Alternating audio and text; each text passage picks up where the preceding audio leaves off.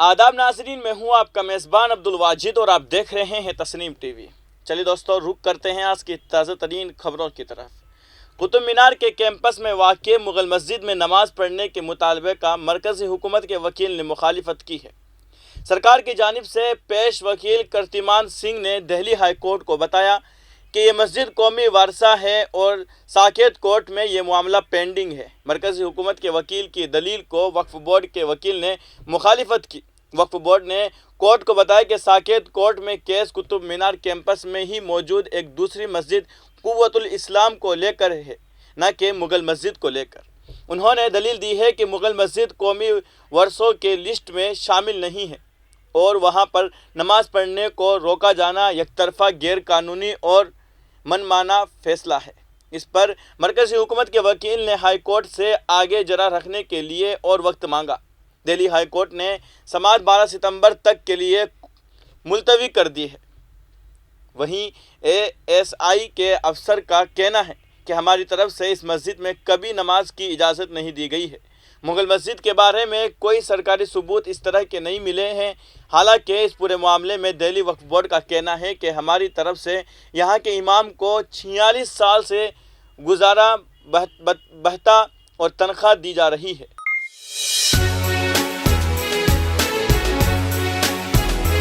अब रुक करते हैं अगली खबर की तरफ।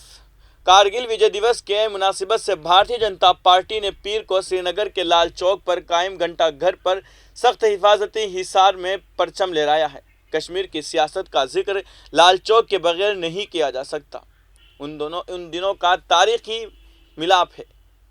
लाल चौक श्रीनगर शहर का वो इलाका है जो गुज़िश्ता 7 दहाइयों में हुए अहम तरीन सियासी वाक़यात का चश्मदीद गवाह है।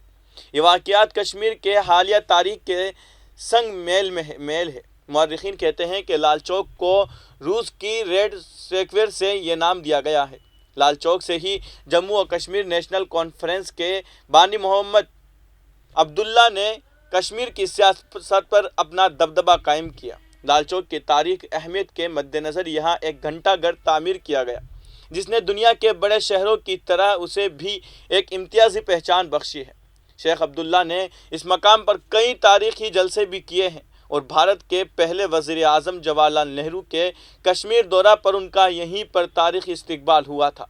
नेहरू ने यहाँ तारीखी खिताब भी किया था और इसी तकरीब में शेख मोहम्मद अब्दुल्ला ने नेहरू के लिए मन तू शुदम तू मनशुदी, यानी मैं तुम हो गया और तुम मैं हो गए का मशहूर फ़ारसी शेर कहा था, जो अमीर खुसरो ने अपने मुर्शद हज़रत मोइनुद्दीन चिश्ती की शान में कहा था।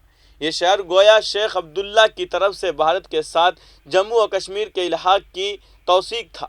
सन 1992 में बीजेपी लीडर मुरली मनोहर जोशी ने परचम लहराने की कोशिश की, ताहम उस वक्त की इंतज़ामिया ने वो तकरीब मुनक्कद करने नहीं दी।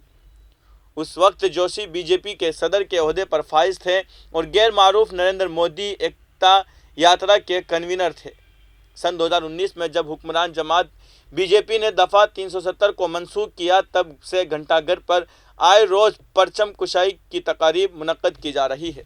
गुज़िश्ता महीनों में फ़ौज की जानिब से आखिर कब तक प्रोग्राम के दौरान इसी मकाम पर तिरंगा लहराया गया है और अब भारतीय जनता पार्टी ने घंटाघर को अपना सियासी अड्डा बना दिया है। बीजेपी का कहना है कि लाल चौक उनके लिए इसलिए अहम है क्योंकि मुरली मनोहर जोशी से लेकर अनुराग ठाकुर ने यहाँ तिरंगा लहराया है। बीजेपी के मुताबिक लाल चौक पर अलहदगी पसंदगी का जो दाग लगा है, उसको मिटाने के लिए इस मकाम पर तिरंगा रैलियों का इनेकाद किया जा रहा है। इस तक़रीबात के लिए सख्त तरीन सिक्योरिटी इंतज़ामात किए जाते हैं, जिससे इस चौक की तिजारती सरगर्मियाँ मुतासिर होती है।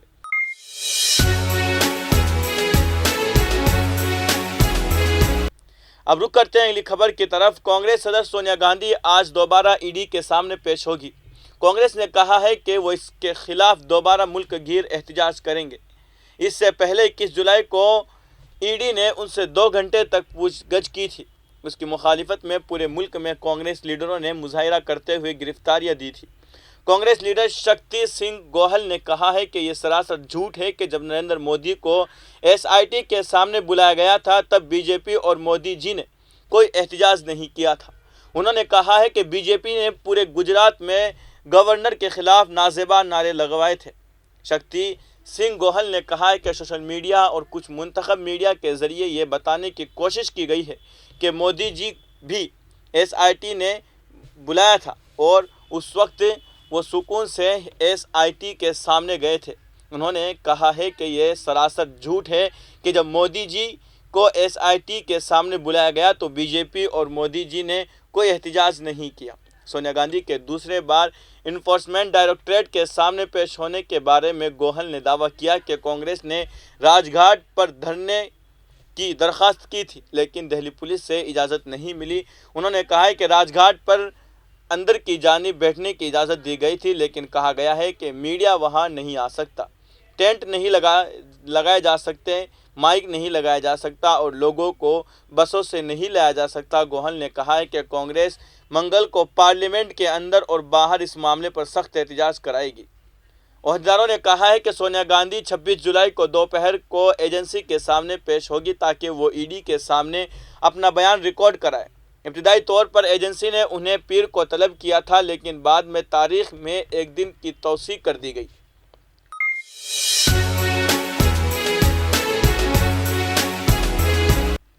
अब रुक करते हैं अगली खबर की तरफ। अदाकार से भारतीय जनता पार्टी के लीडर बने रवि किशन, जो आबादी कंट्रोल मुहिम की सरबराही कर रहे थे। अपोजिशन जमातों के हंगामे के दरमियान लोकसभा में आबादी कंट्रोल से मुताल्लिक प्राइवेट मेंबर बिल को पेश करने में नाकाम रहे। उसके बाद रवि किशन सोशल मीडिया सारिफिन और ट्रोलर्स की जानिब से बिल लाने पर तनकीद की जद में आ गए। हालांकि वो 3 बेटियों और एक बेटे समेत 4 बच्चों के बाप हैं। सोशल मीडिया पर उनसे अखलाकी सवाल पूछे जा रहे हैं। सियासी माहिर योगेश मिश्रा कहते हैं कि सियासत में अखलाकियात और उसूलों की कोई जगह नहीं है, क्योंकि सियासतदान खुलेआम बदउनवानी और पार्टियों से इन्हिराफ या दल बदल में मुलविस होते हैं। पॉपुलराइजेशन कंट्रोल बिल से मुतल्लिक बिल 2019 में बीजेपी रुकन पार्लिमान राकेश सिन्हा की तरफ से बतौर एक प्राइवेट मेंबर बिल लाया गया था। इस मौजूदा बिल का मकसद ये था कि जोड़ों को 2 से ज़्यादा बच्चों को जन्म देने से रोका जाए। इसमें कहा गया है कि 2 से ज़्यादा बच्चे वाले जोड़ों को सरकारी मुलाजिमत और हुकूमत की तरफ से फराहम की जाने वाली मुख्तलिफ सहूलियात और सामान पर दी जाने वाली रियायत के लिए नाअहल करार दिया जाए। ताहम बीजेपी के रुकन पार्लियामेंट राकेश सिन्हा ने हफ्ता को मीडिया को बताया कि वो जो बिल राज्यसभा में लाए थे उसे वापस लेना पड़ा, क्योंकि हुकूमत ने पार्लियामेंट में इससे साफ इनकार कर दिया था। लेकिन अहम सवाल यह है कि जिस पार्लियामेंट के ज़रिए ये कानून बनाया जा रहा है, क्या उसी पार्लियामेंट के अरकान ने अपने ख़ानदान को 2 बच्चों तक महदूद रखा है या नहीं। लोकसभा की वेबसाइट पर मेंबरान पार्लियामेंट के कुंबों के बारे में मीडिया ने जो मालूमात हासिल की है वो एक मुख्तलिफ तस्वीर दिखाती है।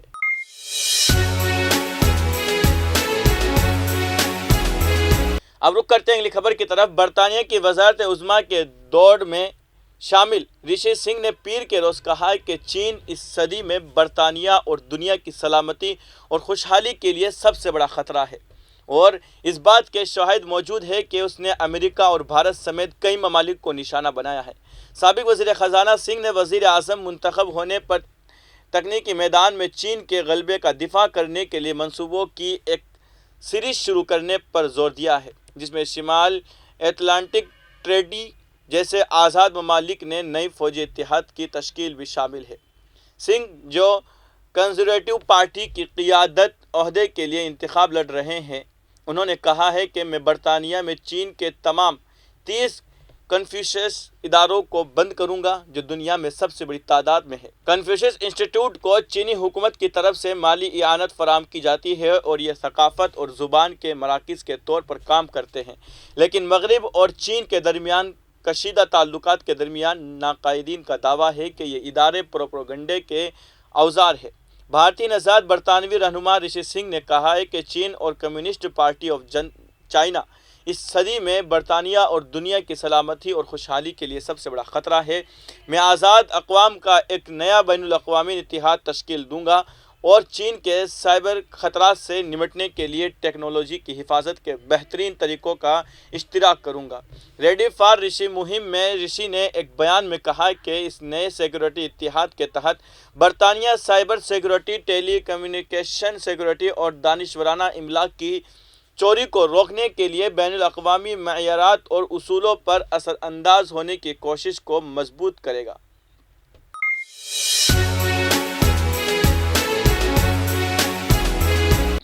اب رخ کرتے ہیں اگلی خبر کی طرف۔ شمال مشرقی دہلی میں ہونے والے فرقہ وارانہ فسادات میں ملوث ہونے کے الزام میں گرفتار خالد سیفی منڈولی جیل میں بند ہے۔ ایسے میں ان کی اہلیہ نرگس سیفی نے جیل انتظامیہ پر سنگین الزامات لگائے ہیں۔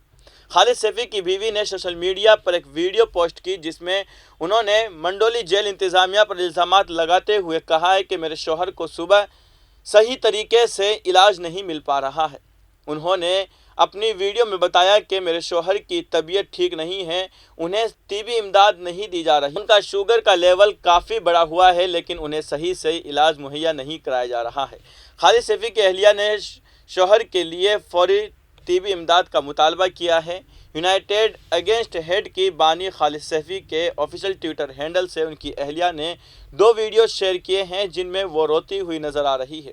اس ویڈیو میں وہ بتاتی ہے کہ انہیں شوہر کا فون آیا تھا جس میں انہوں نے بتایا کہ ان کی طبیعت ٹھیک نہیں ہے اور جیل میں انہیں مناسب علاج نہیں دیا جا رہا ہے۔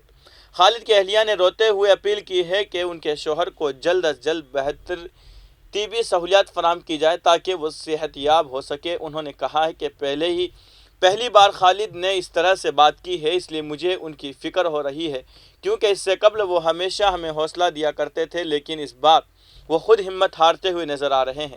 واضح رہے کہ شمال مشرقی دہلی میں ہونے والے فرقہ وارانہ فسادات میں 53 افراد ہلاک اور 700 سے زائد زخمی ہوئے تھے۔ خالد سمیت متعدد افراد کے خلاف انشداد دہشت گردی ایکٹ کے تحت مقدمہ درج کرایا گیا تھا۔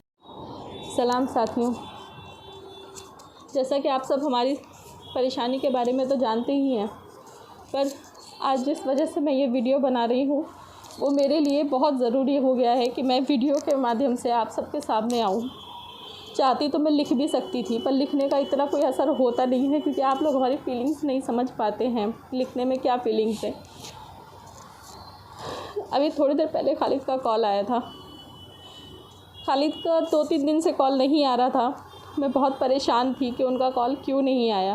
یہ ایک 5 منٹ کال ہوتا ہے، میں بہت کلیئر کر کے سب کو بتا رہی ہوں، 5 منٹ کال ہوتا ہے جو کہ جیل اتھارٹی کی طرف سے ہی آتا ہے۔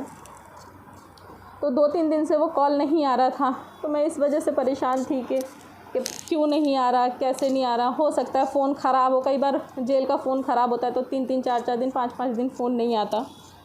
پر آج جب ان کا فون آیا تو وہ بہت گھبرائے ہوئے تھے، ان کی آواز میں درد، گھبراہٹ اور بہت زیادہ فکر تھی۔ وہ آج خالد کی طبیعت یہ بالکل بھی، ان کا شوگر لیول ہائی ہو رہا ہے، 400 کے آس پاس ان کا شوگر ہو رہا ہے جو کہ کبھی نہیں ہوتا۔ خالد کا بلڈ پریشر بڑھا ہوا ہے، ان کو 3-4 دن سے فیور ہے، کل رات سے وامٹنگ ہے، لوز موشن لگے ہوئے، 3-4 دن سے انہوں نے کچھ کھایا نہیں ہے۔ جیل کی کینٹین میں کچھ نہیں مل رہا اور جیل کا کھانا کھانے لائق نہیں ہوتا۔ بہت تکلیف میں وہ، ان کو وہاں پہ کوئی علاج مہیا نہیں ہو رہا ہے، ان کو کوئی علاج نہیں مل رہا ہے، ان کو بار بار فیور کی دوائی دے کے بول دیا جاتا ہے کہ یہ کھا لو، یہ کھا لو،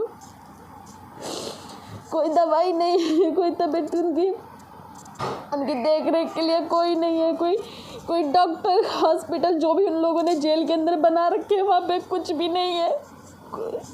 کوئی انسان اتنی تکلیف میں ہے کہ آپ کچھ کر بھی نہیں سکتے۔